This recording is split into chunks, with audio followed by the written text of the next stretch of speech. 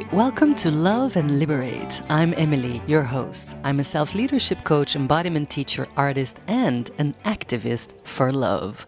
Now, I don't mean the fluffy kind of love. I'm talking about the real, the raw, confronting kind of love, the kind that cracks you wide open and liberates you, creating a deeper understanding of yourself and the world around you. Because that is what I believe life truly is about. So through personal stories and inspiring, soul-stirring conversations on all things healing, embodiment, and spirituality, I'll help you navigate the good, the bad, and the ugly with tangible tools, fresh perspectives, and of course, a truckload of love. Here's to loving and liberating, one heart at a time.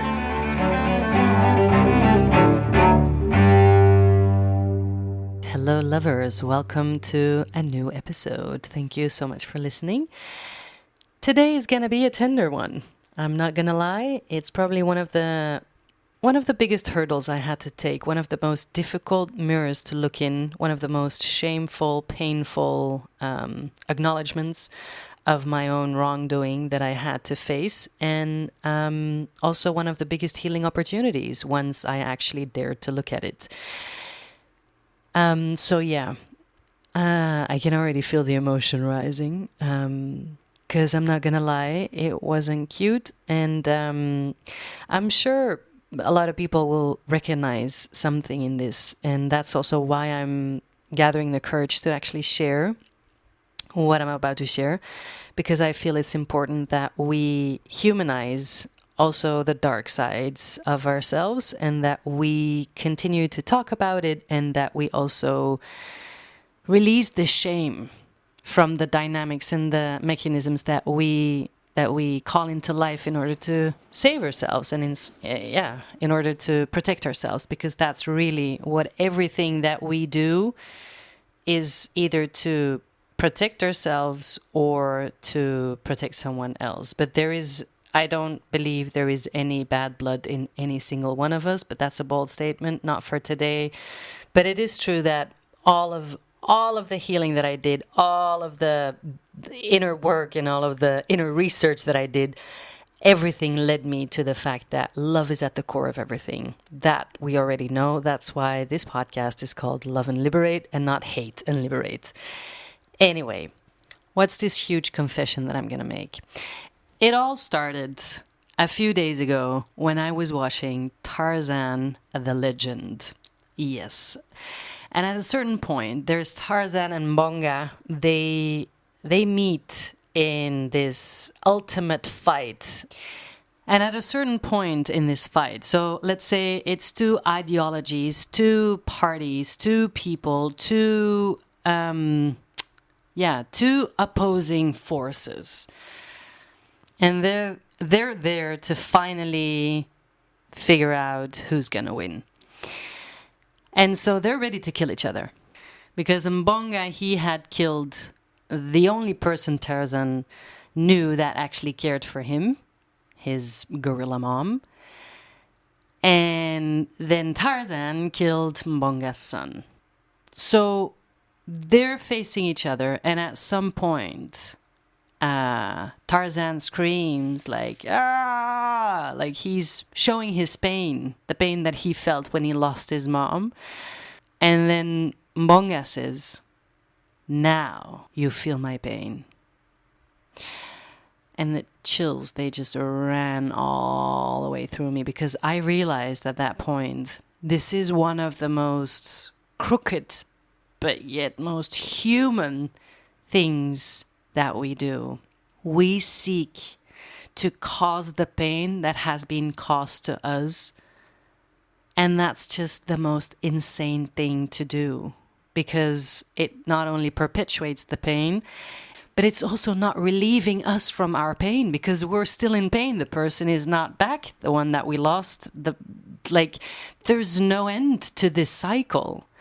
But we don't really see or understand that. All we know is that we have this deep, gut-wrenching feeling that we want the other person to feel our pain. Sounds familiar? That's what I thought. I'm sure every single one of you listening has been in a situation where they were really feeling like, I want them to feel the pain that I am feeling or that I was caused.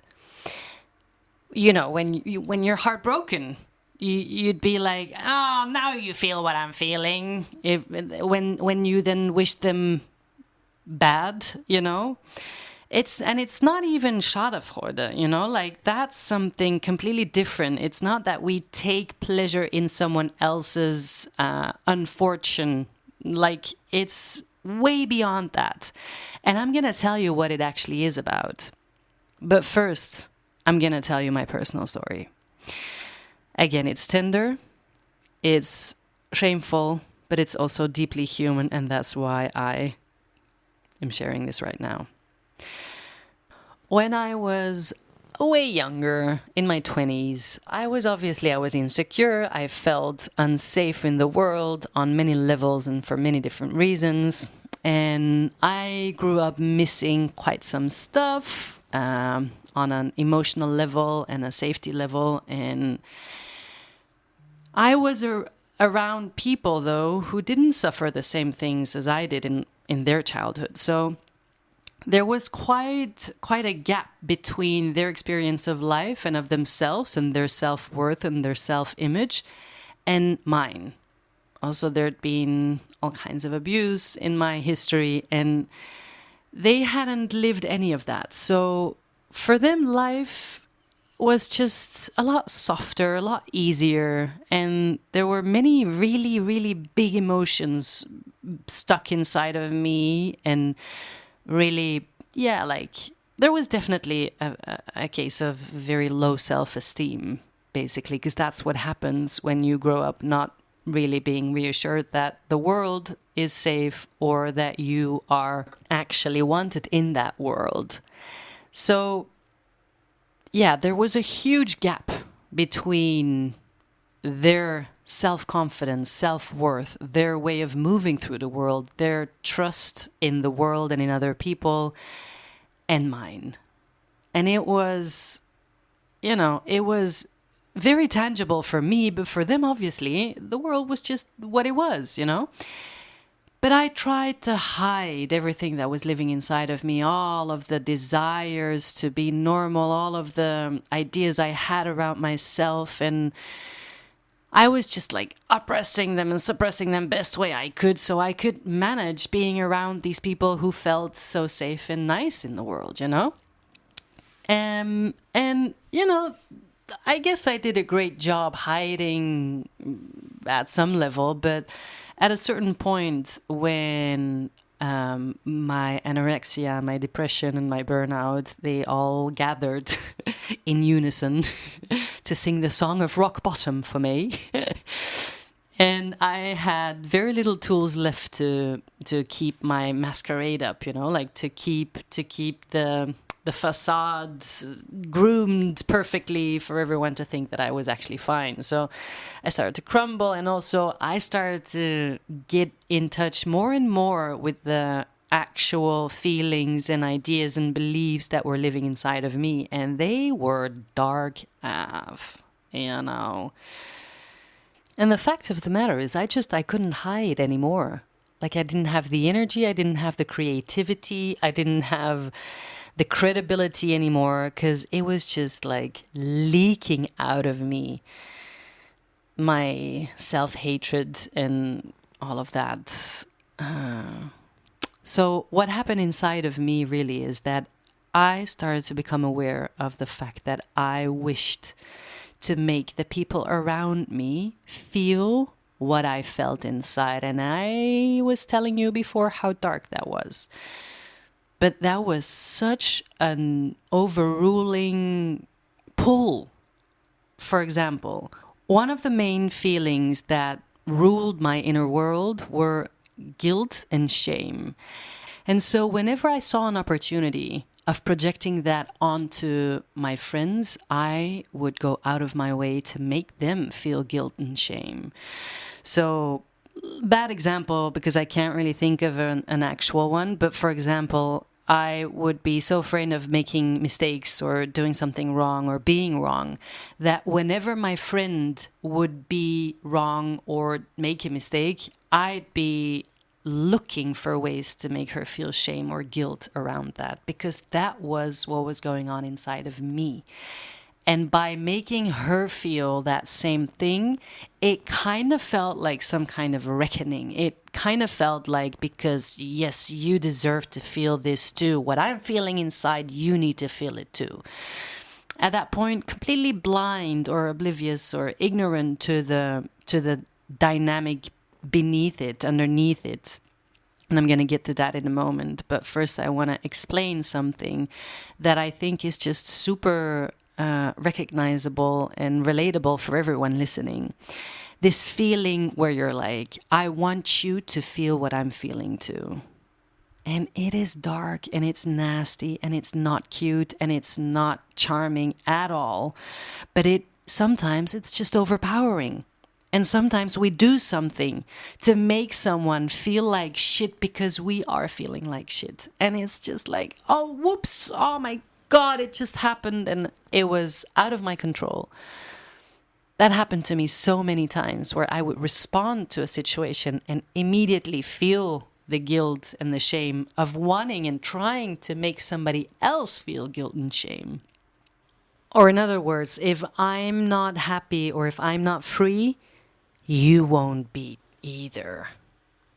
Like if I don't deserve it, then you don't deserve it too. And this idea of deserving is also very confronting, because I felt undeserving of all the things that I saw that they had, or that I thought that they had, you know. And also I felt undeserving of their love that they actually were willing and wanting to give. So that made for a rather toxic cocktail. Add to that the fact that in my experience, they were so carefree. They were so happy-go-lucky. They seemed to have such faith and trust in life, and they seemed to go about their days with such ease. And I was insanely jealous. And that's just a fact. That's just the truth. I was so jealous of their lives and of their self-image, you know. I didn't have that. And I didn't feel like I had access to that. And now I can see with such compassion how I was trying to soothe myself, but how that way of soothing really deepened the darkness inside of me, where I was losing myself more and more. You know, like it didn't serve anything. It just pushed everything and everyone further away from me, as I was sinking deeper and deeper away from everyone. But I had no tools whatsoever. And it was everything I had. It was trying to manipulate them into some kind of bad feeling about themselves, because I was so insanely jealous. I wanted what they had and I didn't have it. And so I didn't want them to have it. I wanted to take it away from them. And it didn't even make me feel better. It was just some kind of weird, dark human dynamic to be wanting to take away from someone what you want from yourself, or you can't have that because I can't have that either, and you're not gonna have it if I can't. Which is, oh my God, it's so dark, but it's so human, as we are seeing today all over the world. Human, by human I mean not to say that this is our destiny, this is what we will forever do, not at all, but it is, I think, a very relatable way of dealing with our human brains and egos and minds. So that being said, that's my confession. I was extremely jealous of the people around me who had suffered less in life and who I felt had an easier life and who I felt had more sense of self and more self-respect and self-worth than I did. And I wanted to take that away from them. And I wanted them, on top of that, to feel what I felt. I can tell you it took me a few years to be able to sit with that and to feel and find the compassion that is needed to accept that that was just what I did and that I did not know any better, and that now that I do know better, that I know and trust that I will never do that again. And still, I hold that version of me so dearly and closely to my heart because I know that was all she had. I don't expect anybody else to feel that same compassion and love for her, but I do. With me, she's forever going to be safe with all the weird mistakes that she made. No, they're not weird. Let me take that back. With all the mistakes that she made. So, this is also a testament of love to my previous self, my struggling self, my deeply insecure self, who at times she still pops up, but now I have tools and now I can be like, hey babe, you don't have to shame her, or no, she can have that because we can have that too. Let's find a way to get that. And a few years ago, when I started to understand this dynamic in me, I felt like I wanted to own up to that to one of the people who I felt this dynamic the most with. And so I wrote her an email. And I explained what happened inside of me. And I owned up to, these emotions and these attempts to make her feel bad about herself, basically, because that's really what I was trying to do. In spite of her countless efforts trying to make me feel good about myself. And she wrote me back saying like, I guess now I even more understand what they mean when they say hurt people hurt people. And that hit me. Because for me also, it was a new layer of understanding of how we as humans continue to hurt each other because we are hurt ourselves. And it sounds so simple, but it is so profound and so important that we understand that dynamic. Because it's everywhere. And it is everywhere because it is inside of us. And as long as it's inside of us, it will show up in the world. I mean, it's not a big leap to seeing how that is happening on a macro level.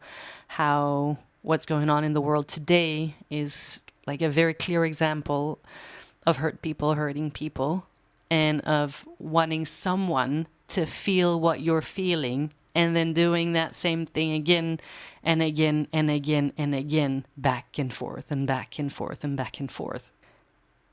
Now, this is not the end of the story, luckily. There is a way out. We don't have to stay stuck in this cycle of hurt people hurting people, because you know what?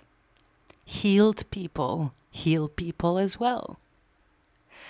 And that is luckily, my dear listener, where I find myself today. I am a very present, conscious, willing, loving person, devoted to healing people through my own healing.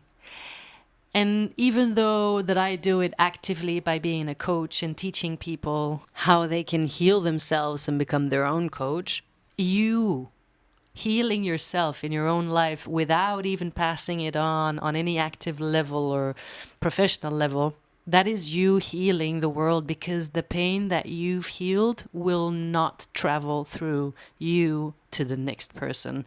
And this is one of the main concepts that we study and practice in family constellations. It's this idea that pain travels until somebody's ready to feel it. And this is our duty. you know? If we don't feel the pain and if we're not willing to sit with the pain and move through the pain to come out on the other end, we will inevitably and probably most unconsciously, whether we want it or not, we will pass on that pain to the next person, whether it's through our actions or through birth, because we're giving birth to a kid, a child, a new soul into this world, and then they take on that pain and that mission of continuing the pain, or to break the cycle and to finally say, no, I'm going to sit with the pain, I'm going to feel it, and I'm really emotional right now. I'm just going to let it happen because I think it's important. I don't want all the rough edges of our humanity to be scathed away. I want this to also be a part of it. And I want you to hear it and I want you to feel it. And I want you to sit with it too.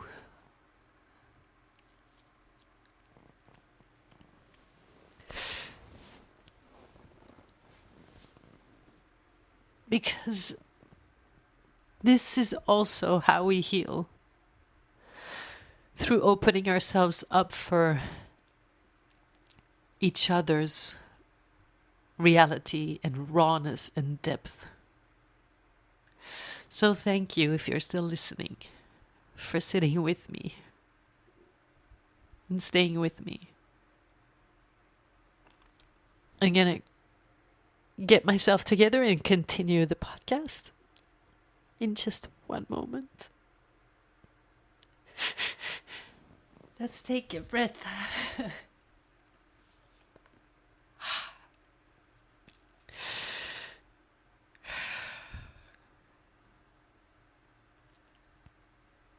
Thanks if you're still here. So, as I was saying, luckily healed people heal people too. So, how do we heal, right? And through the work that I've been doing, mainly with family constellations, inner child work, that kind of work, I experienced the essence of healing being rather simple, actually.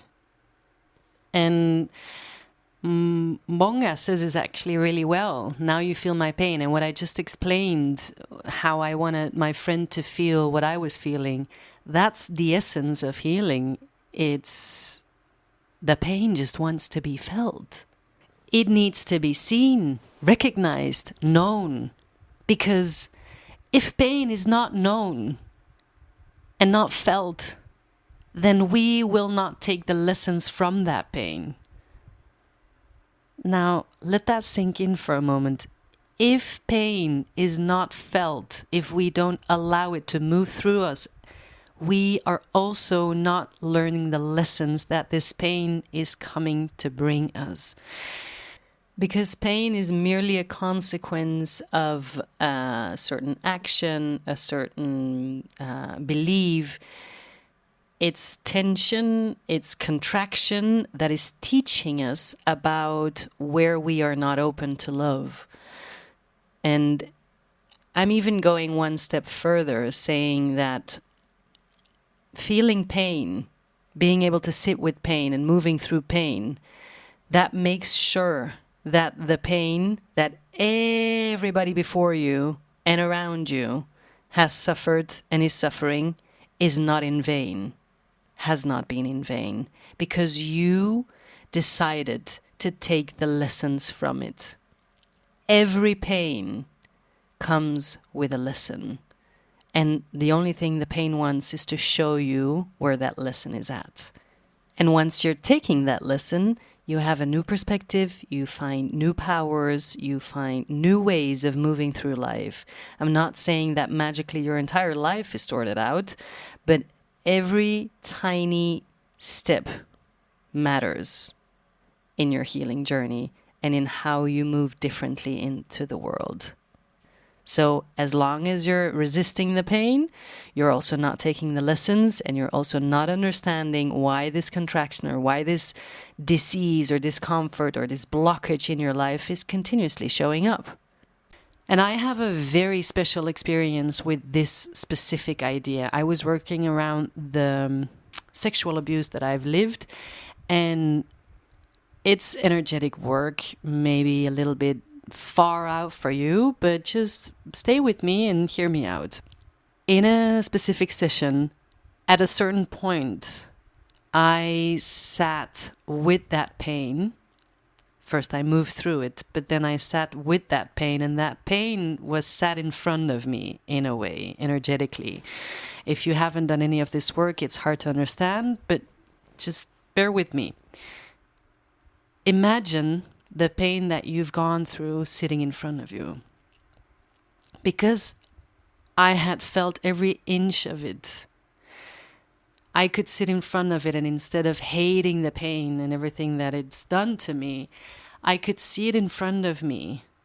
And I understood so profoundly without having to think about it. It was nobody told me, nobody explained me anything. It was just a felt sense of deep, deep, deep understanding that the pain that I had lived, it was necessary to make me understand certain things around being a woman, around sexuality, around embodiment, around so many things that I care so deeply about. So I found myself bowing in front of the pain because of the lessons that it came to bring me. I'm not saying this is easy. I'm not saying everybody should do this. I'm not saying that we all have to sit in front of our pain and bow for it just right now. Because I know some things that people have experienced and are experiencing right now is just, it's beyond humane. And still, I really do believe that it is the only way out, and that this is the mission that we as humanity are on. To find it in our hearts, to instead of project the pain onto others or pass it on, to sit with it ourselves and to face it. And to see what the lessons in it are. So that we won't repeat the same mistakes. And so that we can create a better, more loving, more peaceful world for everyone. I know, bold statements. But that's what my podcast is all about, bold statements. So yeah, give it a try. If you don't like it, you don't have to stay. So just a little recap from what we just went through together. Number 1, pain is not going to stop just by itself. Somebody needs to feel it. And it's either going to be you, and you're just going to sit with it, and you're going to move through the motions, and you're going to be uncomfortable, and you're going to hate it. But at least you're going to release it for it to never come back again, and to never pour into someone else again. Or you're just going to pass it on and have it leaking out of you in the supermarket, in your relationship, wherever you go. So are you going to sit with it and take the responsibility of not passing it on to the next, or are you just going to let it seep out of you? That's number 1. Number 2, healing yourself is, what we just learned, a grand act of service to the entire humanity. It not only means you're not passing on the trauma to your own children, but it's also no longer you being an asshole in traffic. And that, my friend, might just be a great up-leveling for humanity. And obviously, it's going to be nice for your kids if you don't, burden them with your shit. Because in your offspring and intergenerationally, that's apart from traffic where your unresolved pain and trauma is going to show up the most. So all of that being said, maybe take a moment to sit with what came up for you during this episode, because we went through a lot together. Maybe there's memories coming up for you or previous experiences, being on the receiving end of this kind of behavior or being the one inflicting this behavior onto someone. Or maybe a lot of emotion and discomfort or fear or shame is coming up. Know that all of it is normal and it's part of the human experience. And this is exactly that we've been talking about. Can you find a way to sit with it? Maybe it feels good to journal. Or maybe you need to ask for some support right now. Maybe you need to call a friend, a family member, or maybe your therapist if you feel like you need it to talk things through. Maybe some embodiment feels really nice to get into your body, put on some music and let your body speak whatever it wants to say right now. I don't know what your practice is, but know that there are many tools out there to move through the motions. And also know that me too, I'm available for private one-on-one sessions. And then if there's anything you want to share with me, please feel free to share by sending me a DM on Instagram. I'm at by.emilieIris, or you can email me directly at love@emilieiris.com. And I also have an online training coming up. So that's also where I teach you many of the tools that helped me throughout my journey of sitting with the shame and the pain and the guilt. The waitlist for my upcoming online training is open now. The doors to the training, they're going to open soon, and they're only going to be open for 1 week. So if you want to be a part of the journey that we're going to go to together, then you have to put yourself on the waitlist and then grab your spot as soon as the doors open. And that's at emilieiris.com/waitlist. That's where you can sign up for the upcoming online training. I'll make sure you can find the links in the show notes. And then that's it for today. I really hope you got something from it. And if you did, please subscribe to my podcast and leave a review. It really helps me to spread my message and my love to the world. I wish you a lovely rest of your day, sending big love to all of you. I hope to have you back here next week. And here's to loving and liberating, one heart at a time.